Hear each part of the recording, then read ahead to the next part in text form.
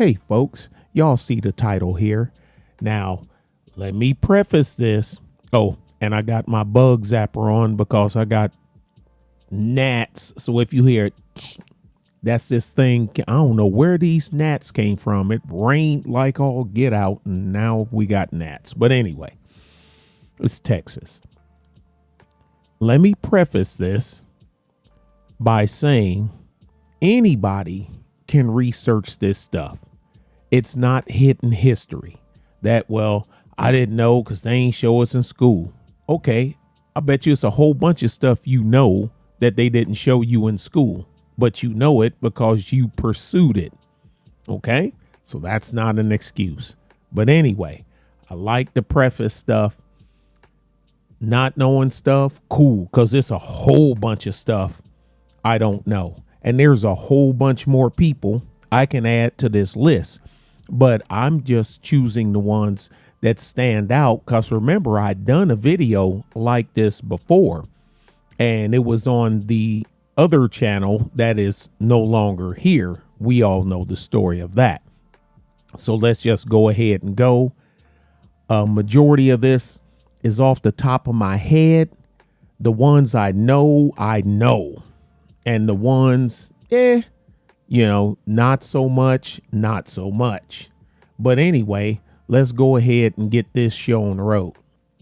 Now, one person that I made mention of, but it didn't pop into my head until I was at the very end of the video recording it. I'm going to lead off with him so I ain't got to worry about forgetting him.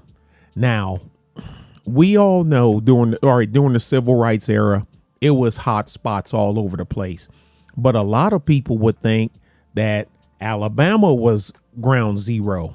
In my opinion, it wasn't. In my opinion, ground zero was Arkansas. But that's my opinion. But let me go ahead and roll on out, and I'm going to apply photos to this as it goes along. So you're just not looking at a blank screen, and they'll be about the people that I'm talking about and pictures that I've had for years in my archives that will go along with the story. And what's the old saw? Every picture tells a story. So here we go. Let's start with Arkansas Senator J. William Fulbright. J. William Fulbright. Oh, fun fact.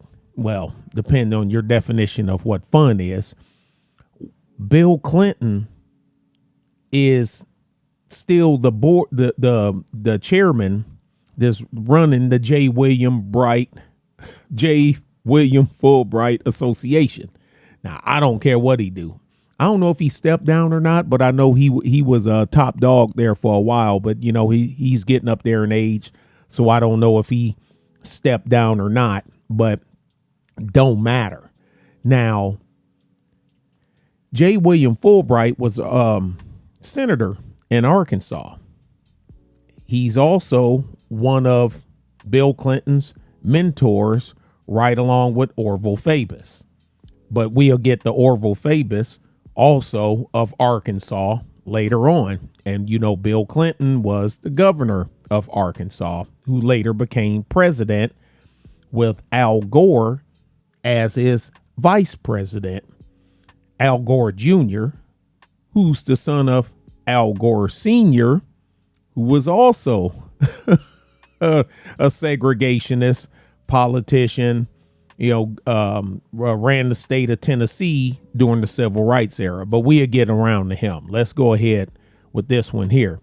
Now, Fulbright was one of the 99 Democrats that signed the Southern Manifesto. It was you can look up. I'm not going to because we'll be here for 3 hours. He's one of the 99 that signed the Southern Manifesto. Actually, it was 99 Democrats and 2 Republicans. Oh, and let me get this out of the way. That old saw that these liberals and a lot of these let me stop.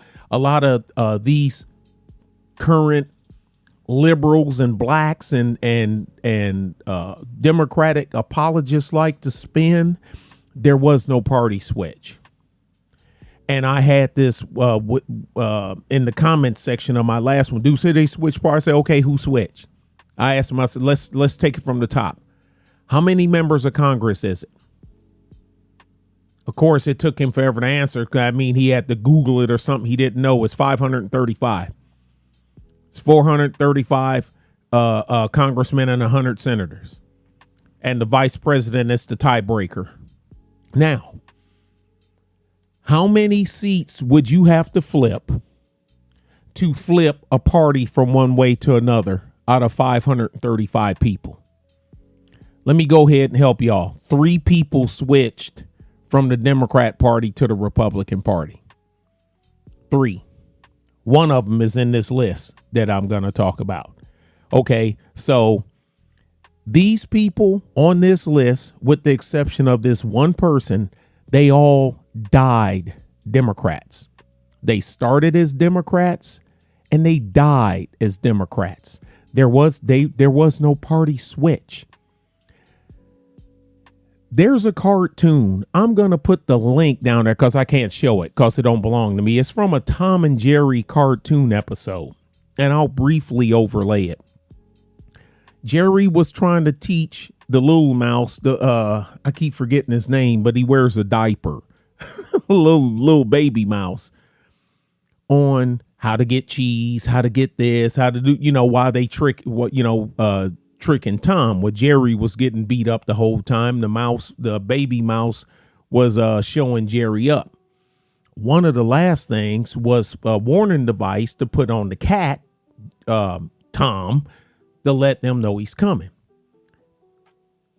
Jerry tried to put it on him. Tom figured it out, beat him up and everything, tied string around him, sent him back. The baby mouse, y'all like, Nick, what? Ride with me. Y'all know how there's a method to my madness. The baby mouse took the same bell, put it in a box, wrapped it up in gift wrapping paper, ribbons, and put a bow on it.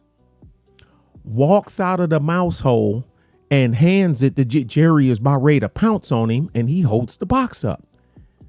I mean, Tom was about ready to pounce on him. Tomcat was about ready to pounce on him, and he's holding up a present. He, that motion for me, and he nodding his head. Yeah, it's so funny. I said you can watch. If you ain't seen the cartoon, I'll put the link down there. He opens the box. It's the same bell with the same string. And Tom tied it around his neck and thumped it, and it's ringing, and he loved it. And picked the little baby mouse up, and hugged him. That's the same bell that Jerry tried to tie on him. And Tom would beat the stuffing out of him every time. It's all in the presentation. They didn't change. They just changed their presentation. They changed the game. They're the same people. They died Democrats. These people, they didn't change. And then a lot of them, 5 of them, they couldn't have kept on doing what they were doing without the black vote. You voted for the same person, not you, voted for the same people that was sicking the dogs, turning the water hoses on you, and having they cops beat the stuffing out of you at their command. But anyway, let's go. J. William Fulbright. He was one of the Democrats that signed the Southern Manifesto. He was against Brown versus Board of Education. Everybody hear that, but a lot of people now, you should have learned that in school. Brown versus Board of Education. J. William Fulbright also filibustered the Civil Rights Act in 1964. Arkansas was ground zero for it because remember they had to have the National Guard, and there was a couple of regular Army guys too, to go to school with those 5 black girls in Little Rock so they can go to school without getting tortured or worse by the white kids. That was Arkansas. And J. William Fulbright was the senator at that time. The governor of Arkansas, also one of Bill Clinton's mentors, was Eugene Fabus, Orville Eugene Fabus. He died in 1999. Okay, that's when he died. He died in 99. And I think Fulbright, I think he died in 95, if I'm not mistaken. He died in 95, and Orville Fabus died a year earlier in 1994. He was Fabus was the governor, pro-segregationist, against Brown versus Board of Education. That Little Rock Central High School deal, that was the name of the school, where he had the president had to send in the troops to protect the black kids so they can go to school there. This was forced segregation. Now there's arguments out that that desegregation hurt the black race versus helped. Look, that's not the argument I'm making here. I'm just running this stuff down. I'm just giving y'all the facts and figures. You can look this stuff up. I'm not the be all end all. Don't take my word on nothing. This is easily reference stuff to anybody, for anybody that want it. But anyway, who's next? Let me see. Anyway, like I said, look, Al Gore and Bill Clinton, they were made for each other. That wasn't a coincidence that those two ended up on the same ticket. That's not a coincidence. No coincidence whatsoever. Like I said, because Bill Clinton was politically reared by Orville Fabus and J. William Fulbright, and Al Gore Jr. was raised by his dad, Al Gore Sr., who was also voted against the Civil Rights Act when he was governor of Tennessee.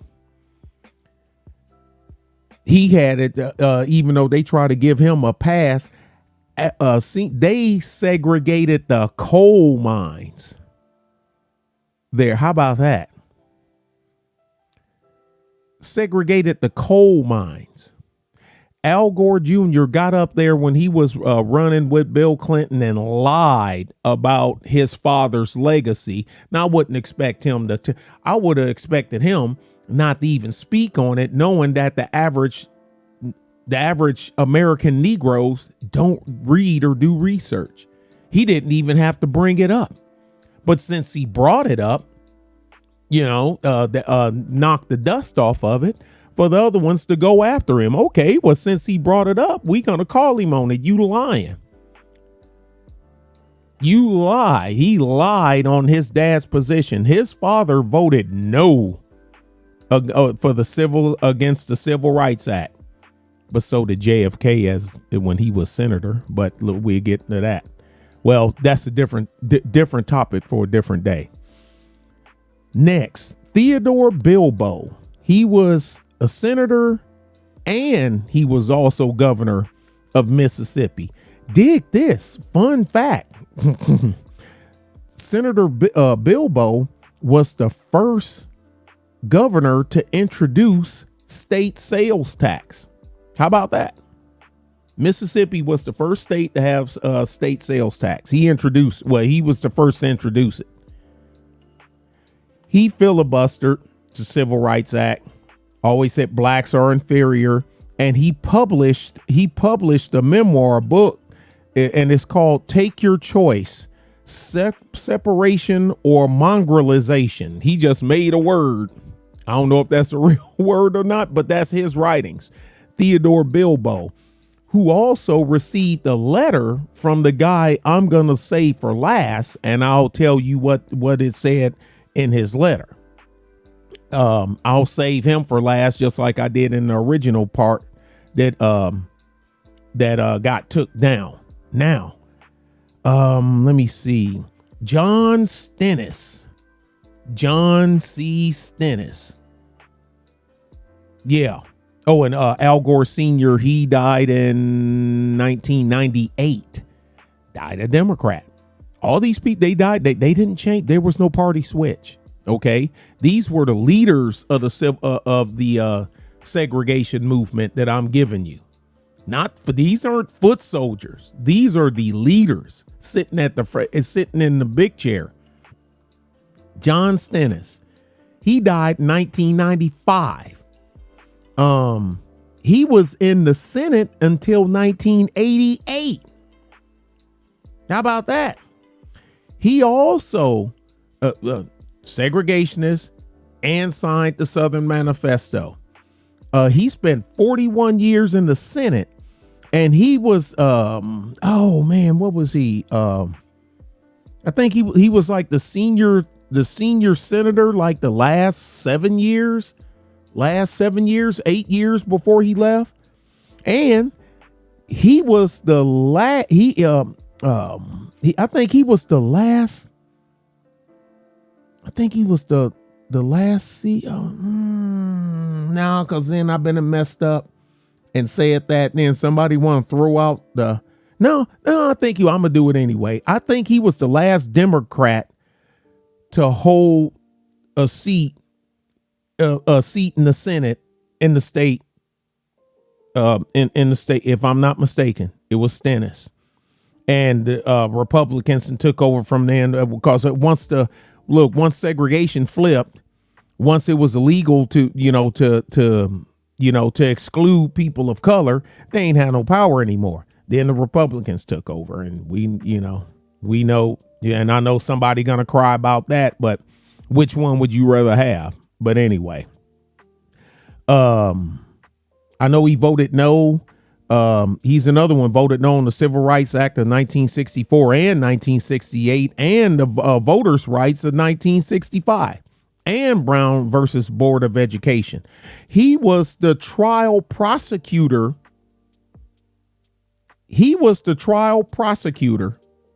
In the case of Brown versus Board of Education. John C. Stennis. Yeah, that John C. Stennis, the one that they named I think it's an aircraft carrier. I don't think it's a battleship. I think it's a carrier. Nuclear powered? I don't know, but I think it's a carrier. I could be wrong. If it's a frigate or a battleship or something, somebody correct me. Okay. Let me see. Who's next? Let me get another one. Fritz Hollings. His real name was Ernest, but I don't know. I guess it's just childhood nickname, I guess. Fritz Hollings. He died in 2019. He also voted against Thurgood Marshall moving up to become a Supreme Court justice. He ain't like that at all. I ain't gonna get into the pork barrel barbecue thing because we'd be here for another hour. But I'll give you the big bullet on him. I think they even somebody made a movie about it, about the Woolworth, the lunch counter sit-in, where the movie they were having, like they were practicing, had black people, boys and girls practicing, and had people berating them and spitting on them and throwing stuff at them, this non-violent crap. I think somebody made a movie about it. I wouldn't give you 2 nickels to go see it, but that wasn't my style of movies anyway. But yeah, that was him. And what was the guy in the airport, and he wasn't on the black side or something like that, and they went after him. Oh, hold on a second. I can't remember. Since I can't remember the details, I'll just leave it alone. But yeah, but those lunch counter sit-ins was going on there in South Carolina, and it spread. But you know, the Carolinas, it started, then it spread, and you know, they had to come, they had to bust them up and get them up out of there. Woolworths didn't want their money there. I think it started in Greenville, South Carolina. I want to say it was Greenville. But anyway, that was Fritz Hollings. And like I said, and he, same thing, Thurgood Marshall, nope. Segregated lunch counters. He wanted to stay segregated bathrooms. The airport in South Carolina was segregated. You had I can't remember the guy who it was, but it was like, you know, like you got the waiting room. You know what I mean? And he didn't go to the, I guess it wasn't clearly defined. He just went on to the other side, and it caused a big dust up. But it was somebody,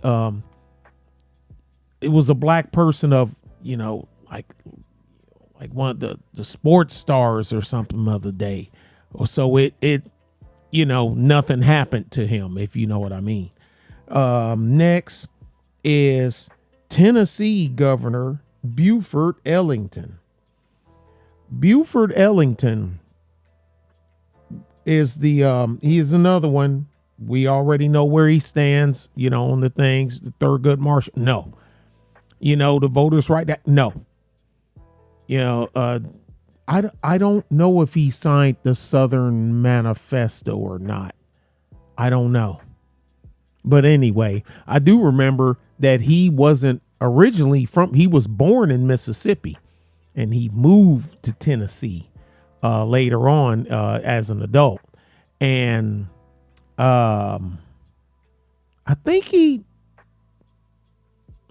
something like he was against Brown versus Board of Education, but he told his folks, he ordered the state, told them, you know, to comply with it. You know, now what he said behind doors, of course, you know, we wouldn't know.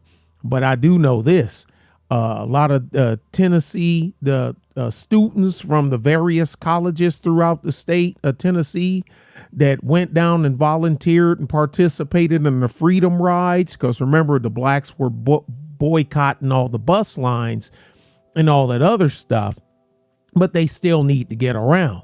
And you had white people going to these places, mainly Mississippi and Alabama, and giving them rides so they can get to work or get to wherever and all this other stuff. And he got wind of it, and he had their what do you call it? He had them expelled, their expulsion from the state universities. He did that. He like, nah, you ain't going down there. Nigger rides, freedom rides, nah. And they come back to Tennessee to find out that they've been expelled from the state universities. That was Buford Ellington. And yeah, that's a picture of him standing there with Elvis Presley. That's him. Okay. Next, Ross Barnett. Ross Barnett was governor of Mississippi. I think he only won one. I think he didn't win re-election. He got into the big dust up with James Meredith, the black man that was supposed to go to University of Mississippi. And there's a photo, I think I got it, where they were like on the steps and there's a big crowd around them, and that's him, and there's Meredith, and they almost face to face and whatnot. Because Ross Barnett, when he ran on the thing of no school will be integrated as long as I am governor. We will not drink from the cup of genocide. He compared integrating with blacks as genocide. That was Ross Barnett. Okay. He died in 1987. He died. I said, because he died, I was prepping to go to Germany to stay, and it was, Mississippi, former Mississippi Governor Ross Barnett. See that pop, then getting them gnats. Former Mississippi Governor Ross Barnett has passed, and da da da da da. Man, whatever. I got a plane to catch. Next, let me see. George. No. Wait. No, let's push him back. Let's push George back a little bit. Let's go somewhere else. Lester Maddox. Was Georgia.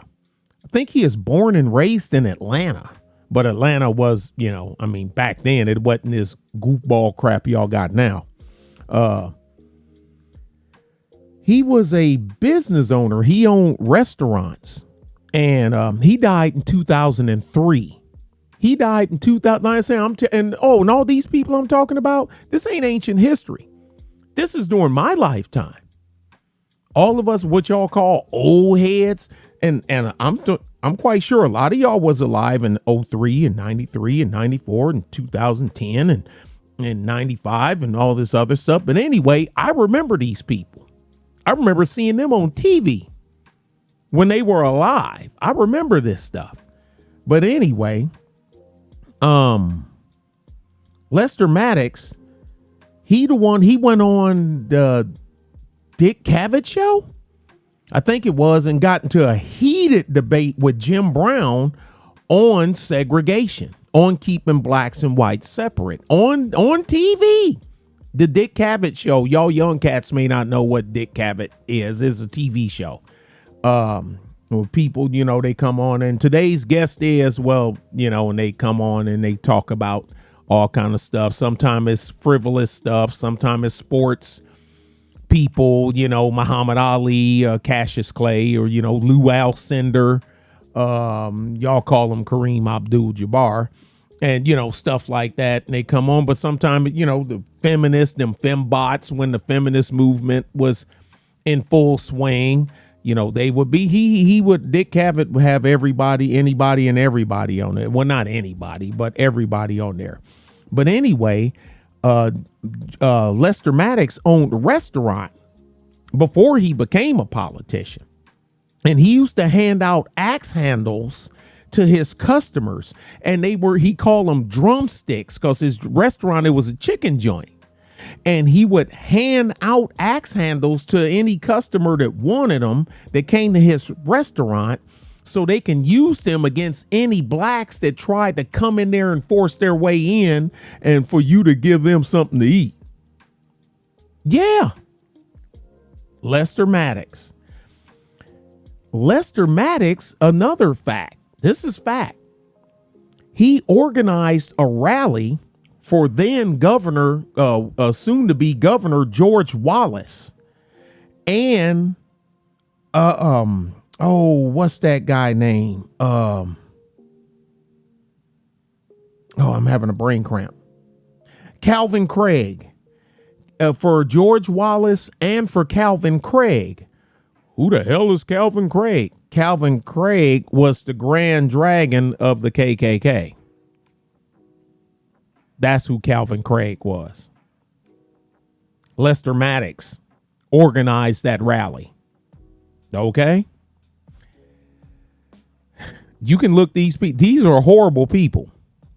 They didn't switch sides. They just switched their pitch up. When they got old, I should this, but my heart was in the right place, and you were okay.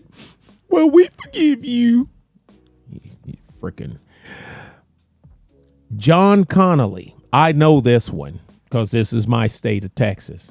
There's two from Texas, and and the other one, he wasn't even a sizzle in the pan. If it wasn't for LBJ supporting the next one, most people wouldn't have had a chance, because when he tried to run, he ain't make it on his own anyway.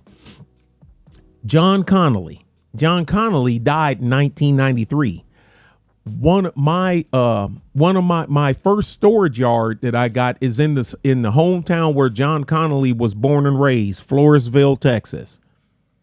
He's from Floresville. John Connolly, I know he was a Navy man. Then he went on to become the Secretary of the Navy before he ran for politics. Him and LBJ now LBJ is he was born in Stonewall, Texas, and now you have Johnson City, Texas, which is named after his family, after the Johnson family, and he's from a line of politicians, but LBJ was actually born in Stonewall, which is right next door. I done been to Johnson City and Stonewall, Texas, more times I could count. I used to drive through Johnson City at least once or twice a week for over a year. Just straight through there. Clean city. Clean. Just real clean. Don't seem like it'd be a whole bunch of going on. You know, I wouldn't want to live there, but just because of the stigma. But that's just me. But anyway, John Connally and LBJ used to butt heads on the welfare system. Oh, and another fun fact. Well, that's the LBJ thing. Dang it, I didn't tip my hand. Because the welfare system that you see today, you can thank LBJ for that one. You know, the no man in the house, you know, no man in the house, no check, no stamps, no check. Men jumping out the back window and all kind of other stuff, you know, so she can get the check and the stamps. That's daddy sugar. She says, well, shoot, I don't need a man. All I need is kids so I can get a check. So that's the only thing I need you to do is produce some kids. Then you can get GTF OOH. And we still dealing with that till today. But y'all love Democrats. Love them. And I'm going to let you love them. I ain't going to try to stop you. Matter of fact, I marvel at it. I love just sitting off on the side, just watching at it. Look at the grandeur of this. Feast your eyes and see the glory of the royal scam. Live and in living color. John Connally and him used to butt heads on welfare. Now, John Connally is the one that actually left the Democrat Party when he done the Democrats for Nixon thing. After he done that, he jumped the shark. He ain't have no choice. He had to leave. They named the freeway after him. Interstate 10 that runs through San Antonio is John Connally Freeway. It's named after him. He was the governor of Texas. That's how, you know, so him and LBJ know each other. And they would butt heads on that. Now, one thing I give him, he's anti-union. I've always been anti-union. I've given that story. I'm not going to rehash it here. The AFL-CIO hated him, wanted them to step down on that alone. Screw them. Texas, because he want Texas to be a right to work state. Texas is still a right to work state to this day. To this day, unions don't run nothing down here. Well, you got Union Pacific. Yeah, but they ain't headquartered here. Hell, you got Union Pacific, got a railhead in every state. What are you talking about? Ooh, take that back. There's 5 states that Union Pacific don't have a railhead in. The rail runs through the state, but they don't have a railhead. I think it's 5. 5 states. But anyway, I'll let y'all work that one. And last fun fact about John Connally. He died 93. 93.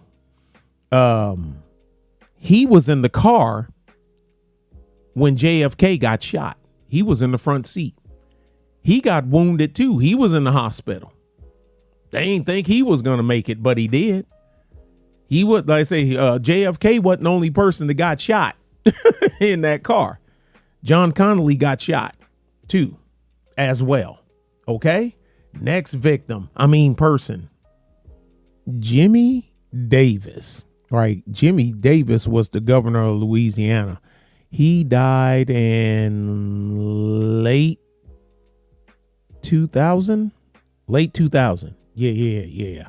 Late 2000. He was also a singer and a songwriter before he's a politician, but we ain't going to get to his musical career. I know he was doing like country music and like religious like music, but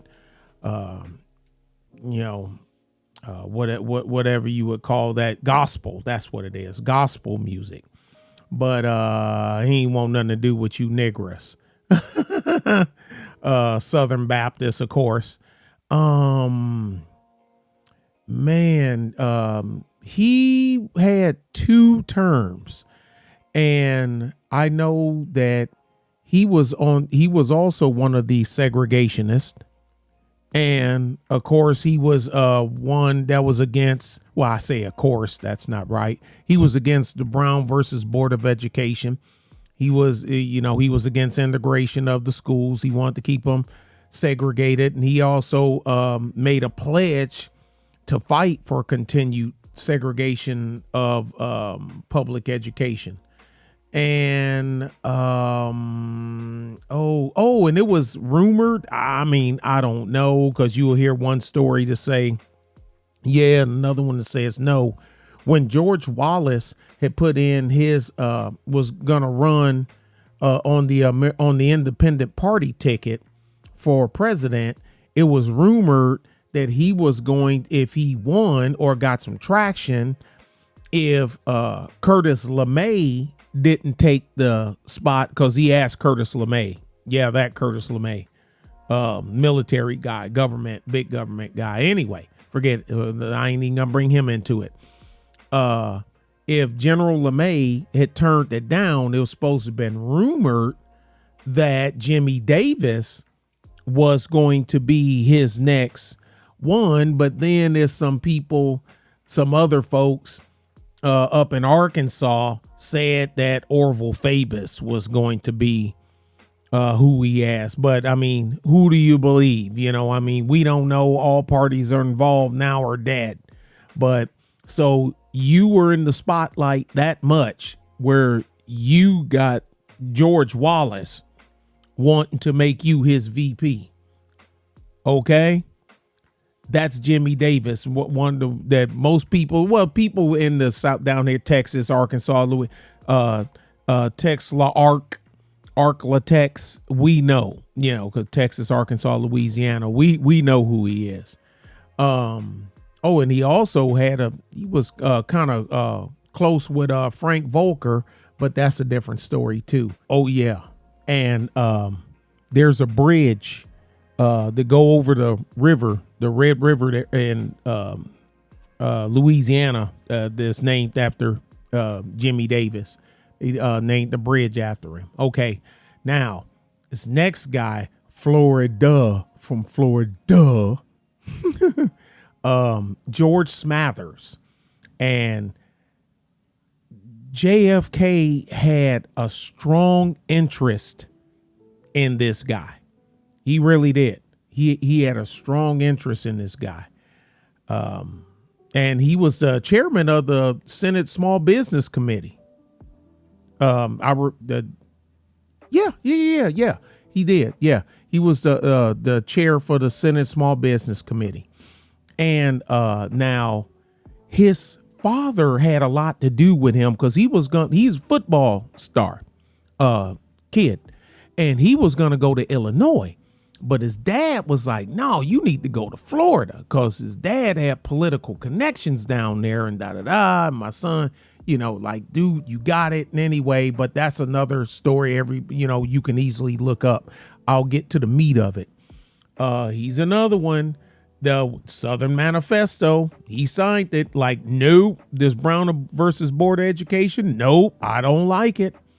And he didn't like the chaos the crap that was going on, with James Meredith, trying to get into the University of Mississippi. Yeah, he was saying, federal law, I get it, but he was one of them guys. Wait a minute, which one was it? I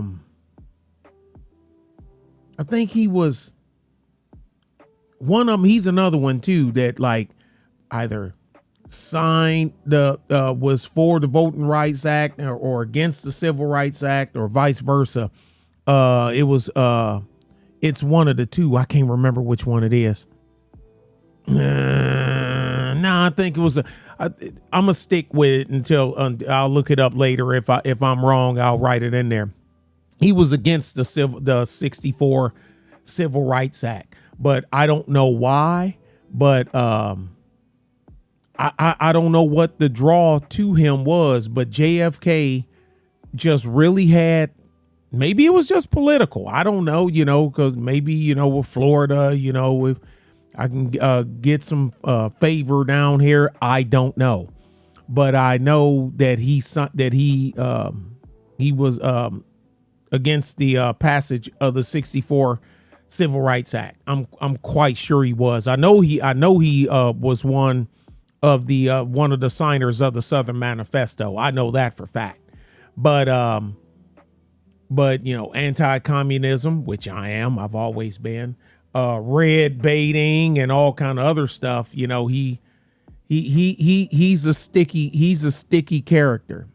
He's a sticky character. Oh, and he was also a Marine. What he done in the Marines, I don't know, but I know he was a Marine. I don't know for how long. I'm telling you, I'm my age, my memory fades, but I know he had a lot of support for the Truman Doctrine. I know that. But anyway, next, let's get on with the next one here. Mississippi Governor Paul Johnson. Now, Paul Johnson was Ross Barnett's as the lieutenant governor. He's another one. Marine Corps, WW2. He died in 1985. When he took over as governor, he kind of toned down, because remember, Ross Barnett only had one term in office, and he toned down the rhetoric some. Now, did he tone down his actions? Not really. The rhetoric, yeah. He just toned the rhetoric down. I know y'all remember the time they made the movie Mississippi Burning and all that other stuff. Okay, you ought to be able to figure out where this is going. This is Ross Barnett and Johnson here, Paul Johnson, Paul B. Johnson. I don't know what the B stand for. Don't ask me, because I don't know. But anyway, he didn't do, like I say, he didn't have the fiery rhetoric at the microphone. He just moved behind the scenes a lot. Now, one thing I do know he done, well, it was reported that he done, widely reported, is that he fired all the Klan members from the Mississippi Highway Patrol, because they just got out of hand, and they was bringing too much heat on him. I think he played football at Ole Miss, I think. And I know he had, I think he did. I think he played football. I think it was football. I could be wrong though. But I know he also had a role in trying to keep, because, I already talked, about the James Meredith, trying to keep him from enrolling in the Ole Miss in 62. Him and Ross did, and they had to bring federal marshals in for that. And Meredith was a veteran too. That's the part that, like, man, what? And he like I say, man, he tried to put on the face. His face said one thing and his actions said another thing. Cause remember them three kids, the Cheney, Goodman, and Schwerner, that got killed down there. Like I say, about the movie Mississippi Burning, and where they were buried and all that other stuff. And when they were asking him and Sheriff Price about, where the kids are, where the three kids are at, he said maybe they went to Cuba. That was the communist reference, the civil rights era, and the Communist Party. I mean, let's call a thing a thing. They were joined at the hip. Both was feeding off of each other. But anyway, that's what went on with him there. But After, like I said, getting rid of he fired the Klan members from Highway Patrol because they the one brought all that heat on them. When they murked them 3 boys, them freedom activists, freedom riders, and he refused. And even though he done that, he still refused to meet with any of the civil rights leaders, even though he toned down his racist rhetoric down. But he still refused to meet with any civil rights leaders or black leaders of any type for any reason. He asked the residents to comply with the new 1965 Voters' Right Act. And basically, he was told by other governors and by DC, and he can see it because he understands business. You were hurting Mississippi business-wise. And because no one wanted to do business with a state with that shadowy record that y'all got. Because remember, Mississippi was one of the last holdouts in this. So it was Texas. No, dude, the carnage that was being inflicted in Mississippi and a handful of counties was worse than the entire state of Texas. Was Texas bad in some spots? Yes. Like I said before, you knew the red, you knew the black people knew the dark counties. They knew the sundown counties and sundown towns. They knew where they were at. You just don't go. Now the ones that live there, they're kind of screwed, but they just know they need to be off the street at a certain time. Sucky life, but hey, I didn't write the rules. But he had to clean up his mouth and rhetoric and the people around him because they were going after a $130 million bond to have a shipping port put there in the Gulf Coast of Mississippi. Now, oh man, $130 million, that ain't nothing. Dude, in 60s dollars, $130 million is a lot of money, but you're missing the point. It ain't the money that you get with the 130 million. It's the money that you make off of the 130 million. Because you have to remember, Mississippi, thanks to Bilbo, now they have income tax. So you build this port, that's workers. That's construction workers. That's engineers. That's laborers. They're going to get paid a check. That check they're going to get income tax on that's going to the state. These people are going to spend them checks. They're going to spend some of their checks there in Mississippi at stores and restaurants and buy cars and pickup trucks and all kind of other stuff that they probably wouldn't be able to afford because they working at this shipping port that's going to take years to build. You got to stop thinking. You got to stop playing short ball. Start playing long ball. And he saw that. So he toned down his rhetoric and loosened up some just so he can get the deal done there. Then that shipping port is still operational to this day. So there you go. Next man. Lyndon Baines Johnson, from Stonewall, Texas. Well, he is born in Stonewall, but Johnson City in Texas is named, that after his family. I've been through Johnson City more times I can count. Stonewall too. But anyway, he was senator, state of Texas, became JFK's VP because he had to offset him. You always got the good cop, bad cop thing. Had to offset him a little bit.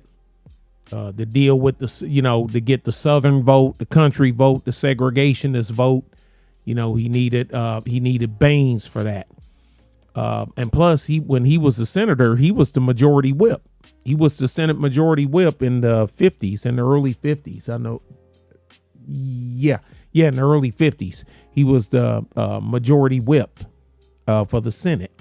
But anyway, he had this thing. You can spend an hour talking on him nonstop. The Great Society, the war on poverty, the welfare system we have today.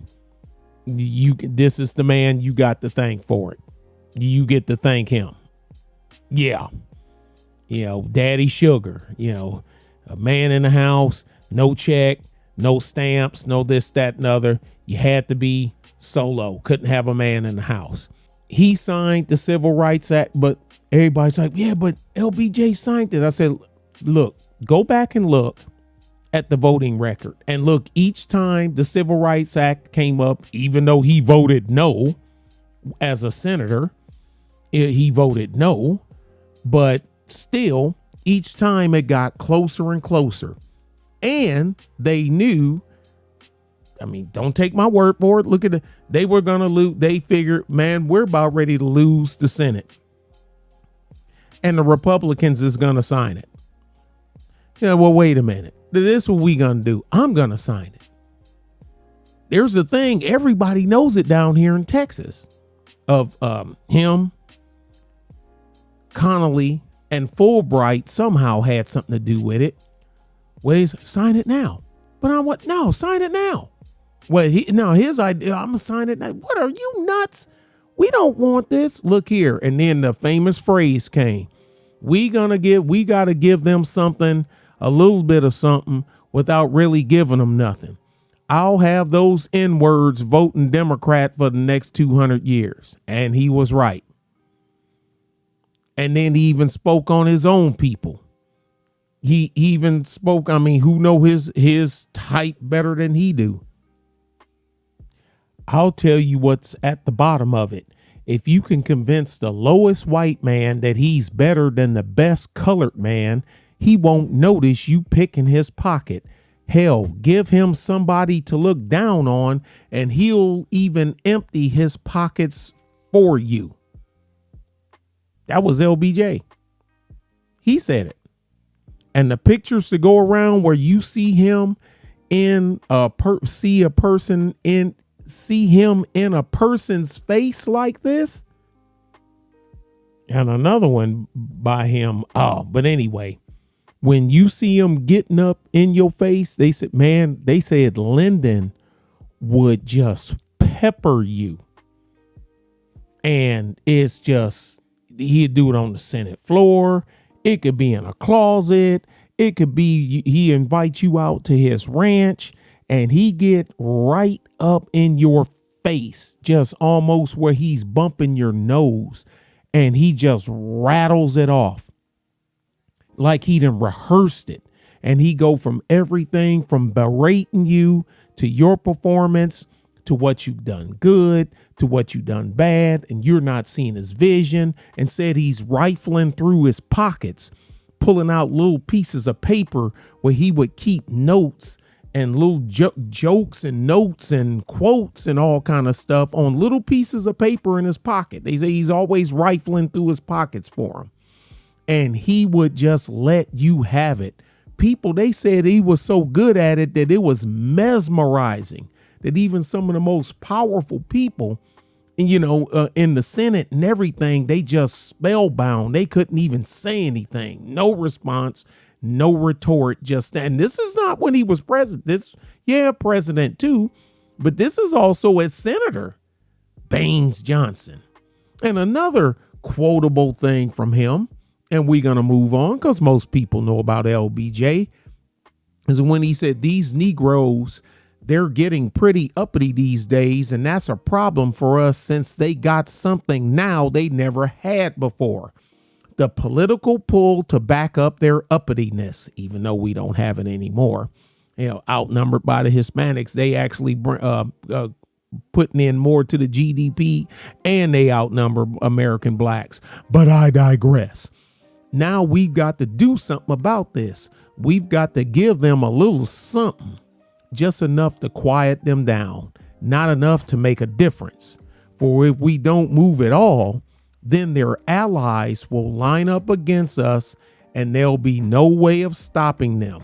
We'll lose the filibuster that he was a part of, and there'll be no way of putting a brake on all sorts of wild legislation.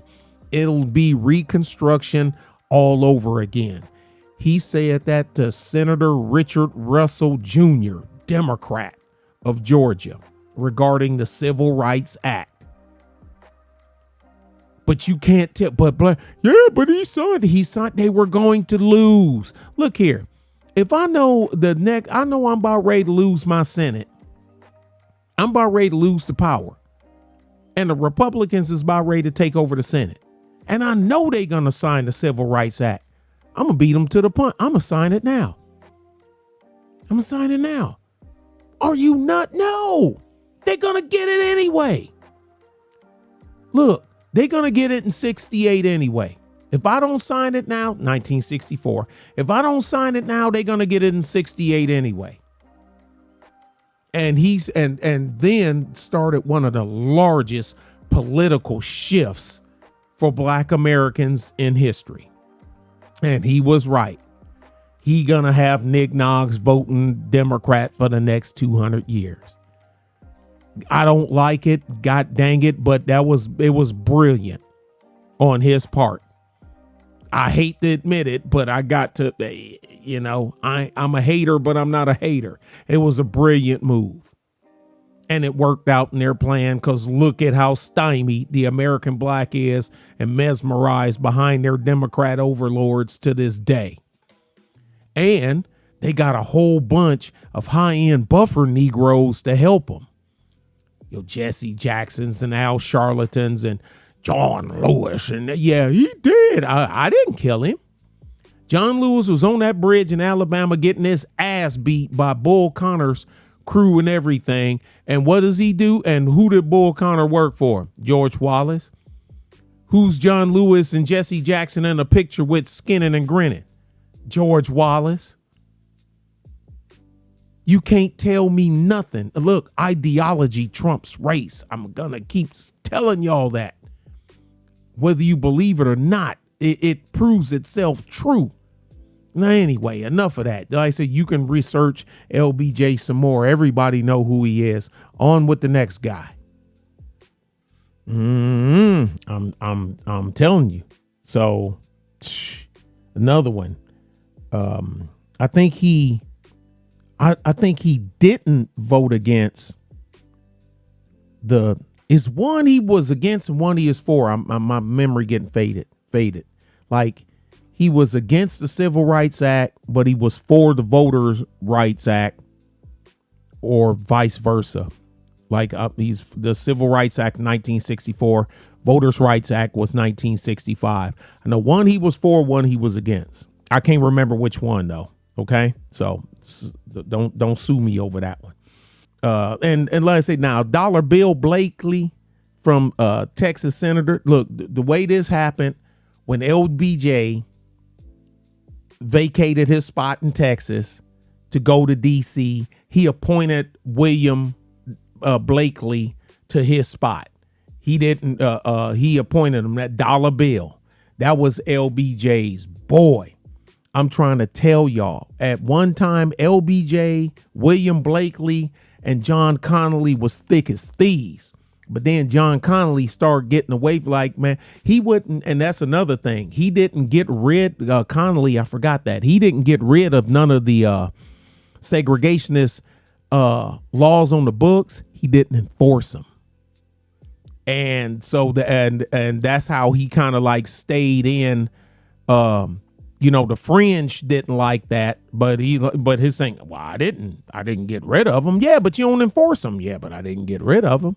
So basically there were hot counties down here in Texas, and the blacks knew which counties were hot and which ones wasn't. And they said, the ones that could, they just stayed out of them hot counties, because a lot of counties didn't enforce those laws on the books that you can't eat here, or you can't drive here, or you can't drive.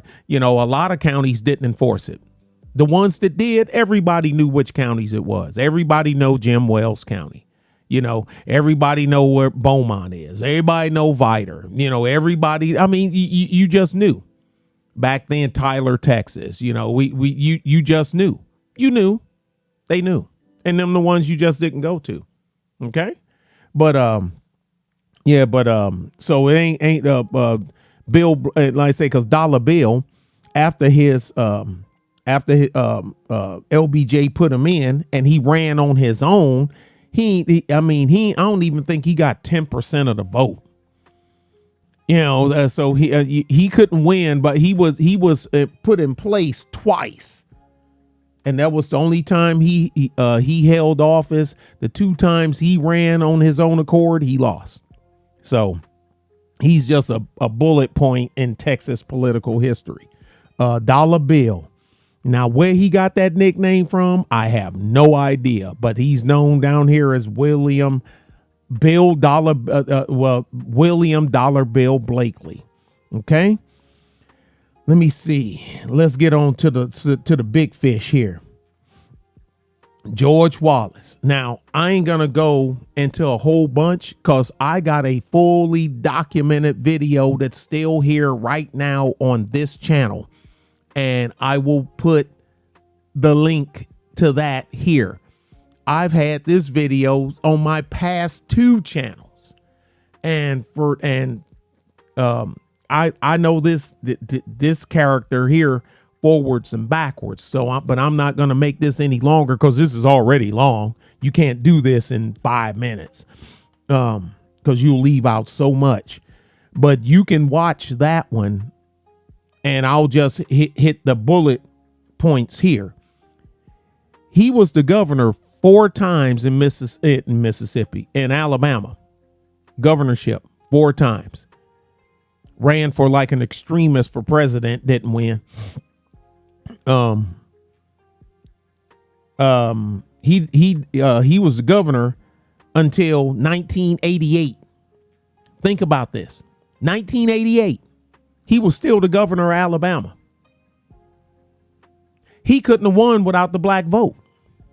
How many times I keep telling y'all ideology trumps race?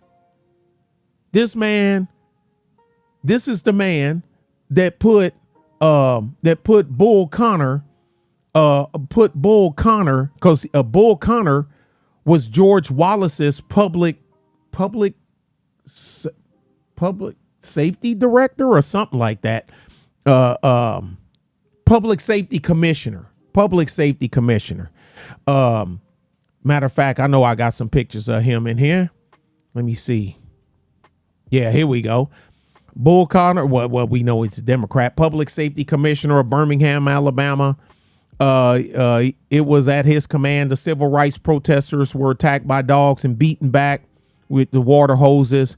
Bull Connor was also a member of the DNC and the Klan. When the Klansmen attacked the Freedom Riders in Birmingham with bats and metal pipes, Connor allowed the beating to go on for 15 minutes without police interference. No arrests were made at the scene. Bull Connor lived and died a Democrat. I could have wrote that. God damn it. Somebody right in line with my ass. Bull Connor, yeah, he was the commissioner, public safety commissioner for George Wallace. George Wallace even said Negroes are inclined to criminality, especially atrocious acts such as rape, and murder and assault because of a high incidence of venereal disease. Desegregation would lead to intermarriage, and eventually our race will be deteriorated to that of the mongrel complexity. In the name of the greatest people that have ever trod this earth, I draw the line in the dust and toss the gauntlet at the feet of tyranny, and I say segregation now, segregation tomorrow, and segregation forever. See, y'all just remember that last part. The segregation now, segregation tomorrow, and segregation. That's the only part y'all remember. Some of y'all. Y'all don't know y'all didn't know all the stuff before it. Some of y'all did, but a lot of you didn't. I know you didn't. I see the way you're looking at your screen now. I can see you. I got tech on my side. Keep it techie. Got me a portal through to y'all. Oh, fun fact. Asa Earl Carter was George Wallace's speechwriter. Now, I ain't going no further in with him because y'all know who George Wallace is. He said, I was out ninja'd and I'll be damned if I be out ninjaed again. Asa Earl Carter was a Klansman. He was also his speechwriter. Okay, now let's get this.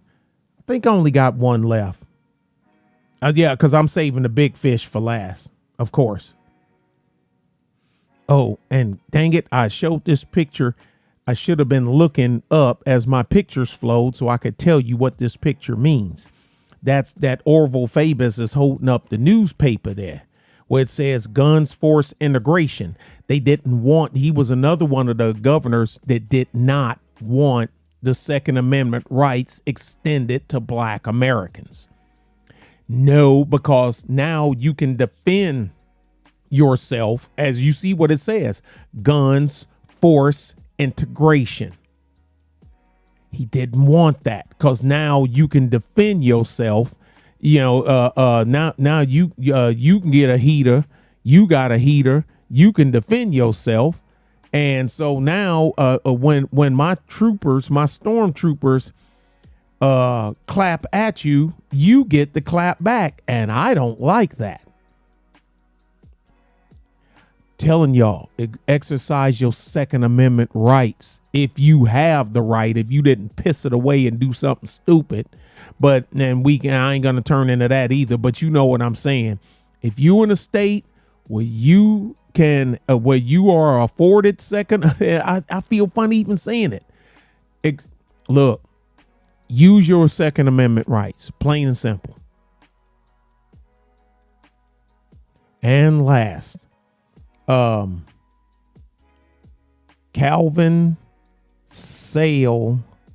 Cornelius Calvin Sale Jr. He was the longest serving Democrat senator in United States history until his death. Okay? Until his death in 2010. He died in 2010. The Democrat Party, that nobody cared. None of these so-called black leaders or whatever, the NAACP, and man, I say the letters stand for something else, but I ain't gonna say it here. I'm keeping this clean. Nobody tried to unseat him. Nobody. He was a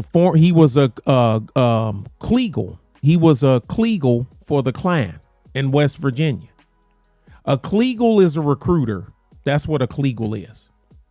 Klansmen, there's different positions. They're well structured. He was a Kliegel and later became exalted Cyclops and said, well, I done it for political expediency. Sure you did. Look, he was the Senate majority leader. He was the Senate minority leader when they lost the Senate. President pro tempore filibustered on the floor of the Senate for 14 hours against the Civil Rights Act. He's also one of the ones that signed, another of the Southern manifestos. I say there were 99 Democrats and 2 Republicans that signed the Southern Manifesto. Okay.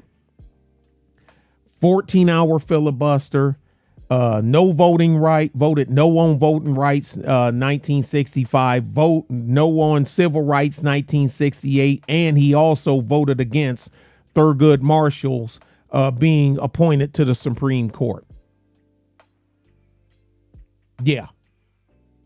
Now, this man is from the one that Bill Clinton was speaking at his funeral, talking about, from the hills and the hollers and how things won, even one each Barry Soetoro, number one, had to go through him to get even close to becoming a nomination, getting nominated to lead the Democrat Party. Photos with him with his book when he was junior senator Barry Soetoro, and spoke at his funeral. Okay. Now, when he was a young politician, a Klan official told him that he had a talent for leadership and the country needs young men like you in front of everybody else to run the nation, something like that. I know I'm probably ad-libbing and butchering the hell out of it. He continued, so then he stayed and continued trying to go up to higher leadership positions in the Klan. And that's when he was moved up to exalted Cyclops of the Ku Klux Klan. And he wrote a letter. Now, remember earlier I was talking about Theodore Bilbo, that was senator of Mississippi, governor, and he's senator and governor of the state of Mississippi, the one that instituted the sales tax. He wrote a letter to Theodore Bilbo, and I got a script of it. Now, of course, I don't have the original one, but I got it. And he wrote to him, said, "I shall never fight in the armed forces with a Negro by my side. I would rather die 1,000 times and see Old Glory trampled in the dirt, never to rise again, than to see this beloved land of ours become degraded by race mongrels, a throwback to the blackest specimen from the wilds." He wrote that. He penned that. And he sent that to Theodore Bilbo. Now, I can only assume that maybe he started off about fighting in the armed forces. Maybe somebody had said something to him, like about question him about military service or something like that. I don't know. But because, the military was segregated, then it got desegregated, then it got resegregated, and then desegregated again. But and anyway, another fun fact, LBJ was the first congressman to volunteer for duty for World War II. LBJ was. He went to the Navy. I don't know what his final rank was or anything, but I know he went to the Navy. LBJ did. But anyway, that's Calvin. That's Mr. Y'all may know him by another name. Okay. You recognize the picture. Say, man, what are you talking about? Cornelius Carlot Sale. What are you talking about? You know him as Robert Byrd, senator from West Virginia. And now you know. Leave your comments. I hope you get something out of this. Like, share, subscribe. And I'll see what comments I get, and if it's something I can add to, or if I messed up something and you got something to add, go ahead and please do so. Y'all be good and be safe. Bye.